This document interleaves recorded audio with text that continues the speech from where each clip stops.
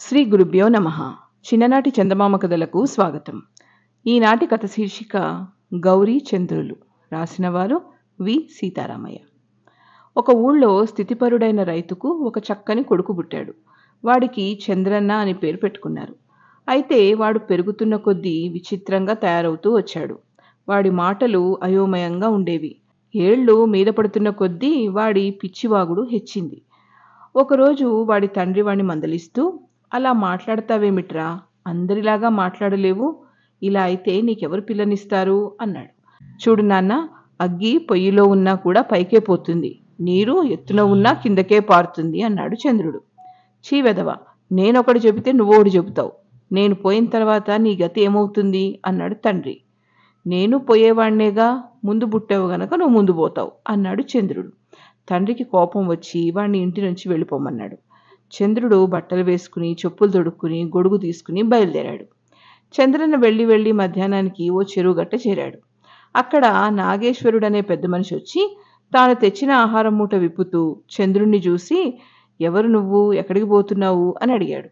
నేనొక అనాథుణ్ణి, నా కాళ్ళు ఎక్కడికి తీసుకుపోతే అక్కడికి పోతాను అన్నాడు చంద్రుడు. అలా అయితే మా ఇంటికి వచ్చి పని చేస్తూ ఉండు అంటూ నాగేశ్వరుడు తన మూటలో ఆహారం కొంత చంద్రుడికి పెట్టి మిగతాది తను తిన్నాడు. తర్వాత ఇద్దరు ఆ మాట ఈ మాట మాట్లాడుకుంటూ నడవసాగారు. ఒక అడవి వచ్చింది.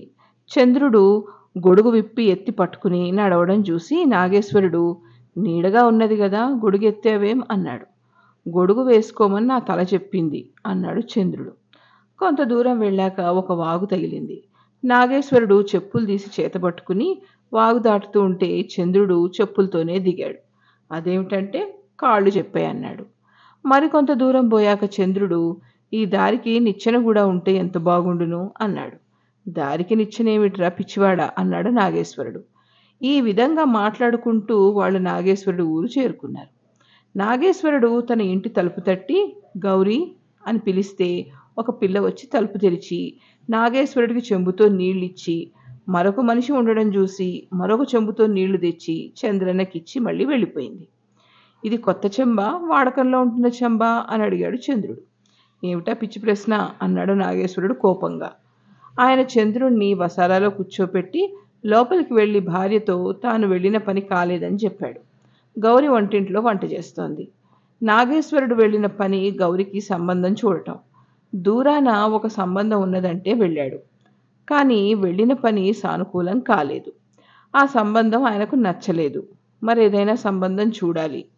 ఆయన తన భార్యకు చంద్రుని గురించి చెబుతూ, ఎవడో అనాథ, అమ్మాయి పెళ్లి జరిగిందాకా చేతి సహాయం ఉంటాడు కదా అని వెంట పెట్టుకొస్తే వాడు వెరుబాగులు వాడిలాగున్నాడు అన్నాడు. ఇంతలో వంట అయింది. గౌరి తన తండ్రిని అతిథిని భోజనాన్ని పిలిచింది. ఆమె మామూలు భోజనంతో పాటు 1-2 పిండి వంటలు కూడా చేసింది. భోజనాలయ్యాక నాగేశ్వరుడు చంద్రంతో సహా వసారాలోకి వచ్చి కూర్చుని, ఎలా ఉంది భోజనం అన్నాడు. నా బతుకల్లేనే ఉంది అన్నాడు చంద్రుడు. ఈ మాట గౌరికి వినిపించింది. ఆమె గబగబా దొడ్డిదారిన పొరిగింటికి వెళ్ళింది. నాగేశ్వరుడికి మాత్రం చంద్రుడి మాటకు కోపం వచ్చి, ఇహ నువ్వు దయచెయ్యి, ఈ ఇంట నీకు చోట్లేదు అన్నాడు. రుణం మిగిలి ఉంటే మీరే తీర్చుతారు అంటూ చంద్రన్న లేచి చెప్పులు దొడుక్కుని గొడుగు చంకన పెట్టుకుని బయలుదేరాడు. త్వరలో గౌరి ఒక పళ్ళెంలో తాంబూలం పట్టుకొచ్చి, ఆయన ఎక్కడా అని తండ్రిని అడిగింది. దొంగ వెధవ, వెళ్ళిపోమ్మన్నాను అంటూ తండ్రి చంద్రుడన్న మాట చెప్పాడు. ఆ మాటకైనా నేను విన్నాను, అందులో తప్పే ఉంది, తాంబూలం లేని భోజనం చచ్చు భోజనం కాదా, అందుకనే పక్కింటికి పోయి తాంబూలం తెచ్చాను అన్నది గౌరి. పోతూ పోతూ వాడు పొగరుగా ఏమన్నాడో తెలుసా, రుణం మిగిలి ఉంటే మనమే తీరుస్తామట అన్నాడు తండ్రి. ఏనాటి రుణమో ఉండబట్టేగా దారే పోయేవాడిని పిలిచి అన్నం పెట్టాం అన్నది గౌరి. నీకు తెలియదులేవే, వాడి దారి పొడుగునా ఇంకా చాలా పిచ్చి మాటలు మాట్లాడాడు అంటూ నాగేశ్వరుడు కూతురుతో జరిగిందంతా చెప్పాడు. అంతా విని గౌరి, అవి నీకు అర్థం కాలేదు కానీ పిచ్చి మాటలు కావు నాన్న అంటూ అన్నిటికీ అర్థం చెప్పింది. కొత్త చెంబ వాడకంలో ఉన్న చెంబ అనడంలో అతని ఉద్దేశం గౌరికి పెళ్ళయిందా కాలేదా అని. దారికి నిచ్చెన ఉంటే బాగుంటుందంటే ఏమన్నా కథలు చెప్పుకుంటూ నడిస్తే బాగుంటుందని. అతను చెప్పులతో వాగులోకి దిగింది కాళ్లలో నీటి అడుగున ఉండే ముళ్ళు రాళ్ళు గుచ్చుకోకుండా, అడవిలో గొడుగు వేసుకున్నది పైనుంచి ఏది మీదపడకుండా. గౌరీ చంద్రన్నను తిరిగి పిలిపించడమని నిశ్చయించుకుంది. ఆమె తన పనిదాన్ని పిలిచి, నువ్వు వెంటనే రచ్చబండ దగ్గరికి వెళ్ళి అక్కడ దుకాణం వాణ్ణి ఒక అణా పటపటలు, ఒక అణా చిటచిటలు ఇయ్యమను. నువ్వు అడిగేదేమిటో కొట్టువాడికి ఎవడు చెబుతాడో వాణ్ణి పేరడుగు. పేరు చంద్రుడని అతను చెబితే వెంట పెట్టుకుని రా అన్నది. పని మనిషి కొట్టు దగ్గరికి వెళ్ళి ఒక అణా పటపటలు, ఒక అణా చిటచిటలు ఇవ్వు అంది. అదేమిటి సరిగ్గా చెప్పు అన్నాడు కొట్టువాడు. ఒక అణా ఆవాలు, ఒక అణా వేరుశెనక్కాయలు కావాలటయ్యా అన్నాడు అక్కడే ఉన్న చంద్రుడు. పని మనిషి అతని పేరడిగి వెంట తీసుకొచ్చింది.